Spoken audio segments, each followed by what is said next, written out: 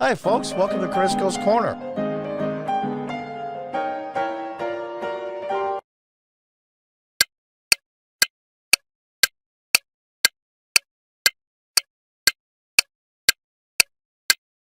Texas escalates feud with federal government, telling ranchers Supreme Court of the United States ruling on razor wire not final. Offering to give ranchers razor wire as migrants are now sneaking into U.S. through private property, of course. They're going to sneak in where the weakest link is in the border. And this is a big deal, folks. Before we read the article, I want to mention one thing. What happens if the federal government tries to nationalize the Texas National Guard? Now, other states have pledged support to Texas. I believe only one, Florida, has actually sent aid, physical aid, National Guard troops, supplies, etc. But what happens if the feds try to federalize Texas National Guard? What will the National Guard people do? The men and women in the National Guard? Will they side with Texas, or they follow the orders from Washington and go by their command? This is the ultimate test here. Is Biden willing to push this? I think he is, because he's painted himself into a corner on this whole thing. Let's read on. And if that happens, all hell might break loose. All it takes is one incident, folks, just one. Texas up the ante again, and that's a good thing.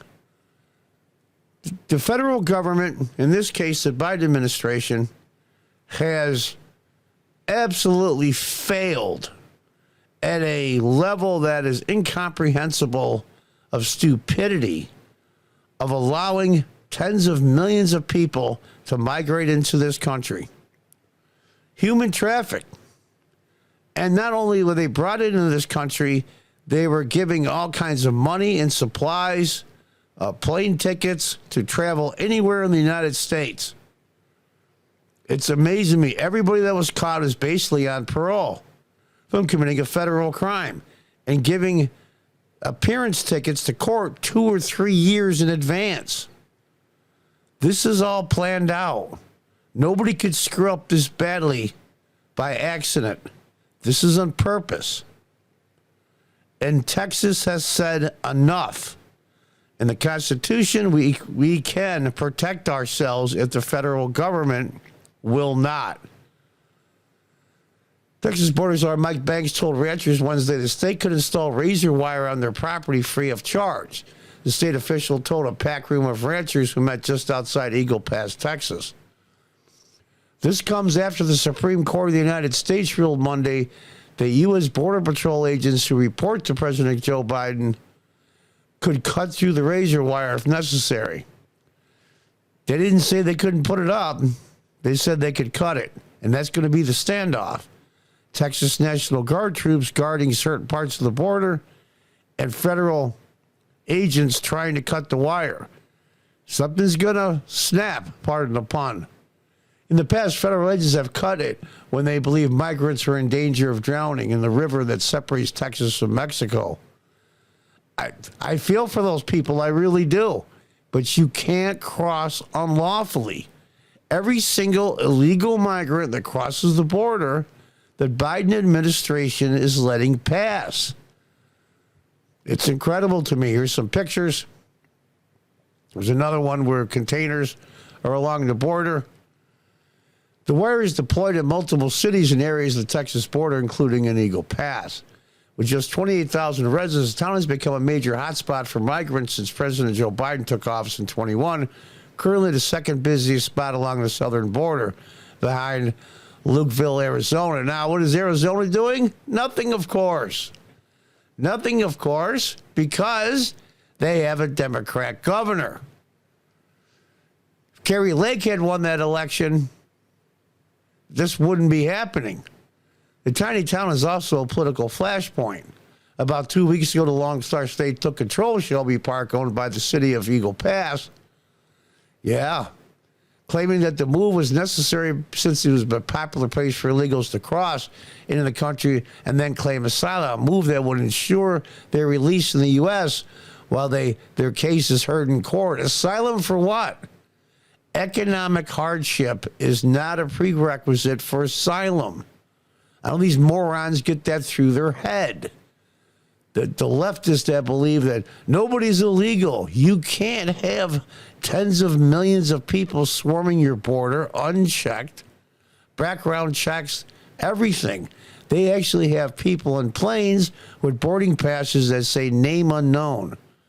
Try to buy a ticket and fly in the United States as an American citizen without ID or a name.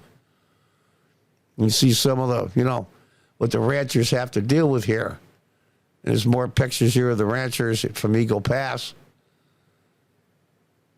Instead of having migrants surrender to border agents in a great open space of a public park, asylum seekers are mostly avoiding the area. These words that everybody uses interchangeably, migrants, no, they're illegal aliens. They're illegal aliens. Instead of having migrants surrender to the border agents and the giant open space of the park, asylum seekers are mostly avoiding the area. They have moved north and south of the park, illegally crossing into the U.S. through the ranches and other property that sit on the border. Well, of course. Since the state took over the park, Valderrama is seeing groups of migrants as large as 200 people come onto his land every day since it sits directly on the international border. And there's some people at the meetings. He's now given Border Patrol agents access to this land so they can arrest the migrants. Most migrants on this land are caught, but sometimes they'll run away from Border Patrol, becoming so-called gotaways. Migrants the Border Patrol knows made illegal entry in the U.S., but did not get arrested. Since October 1st, at least 96,000 gotaways have crossed the southern border. Yeah, all the rest were just giving appearance tickets in course. For all intents and purposes, they're gotaways as well. The only difference is they got help, i.e. money, $5,000-$6,000 on a credit card, so much a month, a place to live in many cases. So it's amazing to me. Amazing. He also previously allowed the Texas National Guard onto his property who had rows of barbed wire meant to keep the migrants out. I'm watching these migrants cross. He should say what it is, illegal aliens. Wait till they come across. They're not going to know what to do. Nah, they came up and they just hopped over it like a deer. I couldn't believe it. So he turned down the state's latest offer for add more barbed wire. There's nothing you really do. If migrants know when they get across, they can turn themselves in, they're just going to get processed and released. There's no stopping them. And that's the point. You cross the border at a non-port of entry and you are caught, you should be deported immediately, no matter what your asylum status is. That's why we have laws. We have laws for immigration and had for many, many years.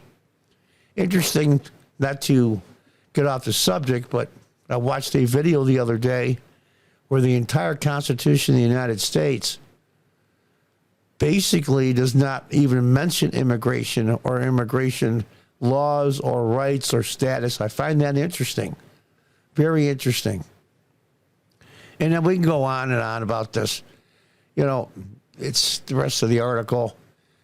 Here's the long and the short of it, folks. If you do not enter into a port of entry and seek asylum under our laws, of course, the NGOs are showing the migrants that do try to come in legally or are caught what to say and what to do so their asylum status is put up above everybody else's, and that you have a chance to enter the U.S. as a citizen later down the road. It's amazing to me. Why are the Democrats doing this? Is it just pure evil? Or is their intention something more sinister? Are they sending millions in to keep their congressional seat status, i.e. electoral votes as well? Are certain groups trying to undermine the foundation of the American system, our republic, and our economy? Is it just super corporations having super cheap labor so they can make more money? Is it about just burning the whole system down, as some Democrats and progressives want to do? Or is it all the above? I'm waiting for a confrontation. It's going to happen because their emotions are running very high. Where you have, if Biden tries to nationalize the Texas National Guard, all hell is going to break loose. We're going to have to see what happens. We're on the edge of a cliff when it comes to this. One simple mistake by one person.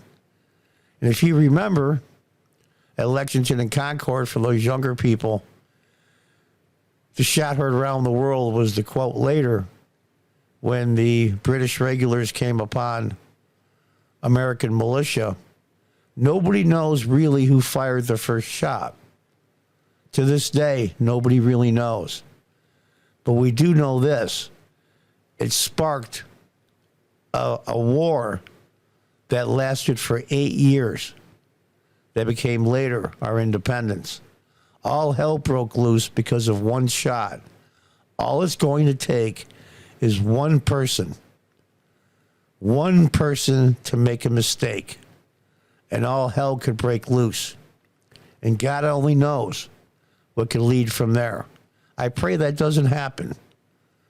We're going to have to see. We have another, at minimum, another 11 months of this administration. Hopefully that's the end. Because if the Republicans don't win the House and the Senate and the Oval Office, the presidency, you can just take this country and just shovel it down the toilet. Because if they have control of everything again, we'll have 4 more years of this, and that we cannot survive. And until next time, God bless, goodbye, and good luck.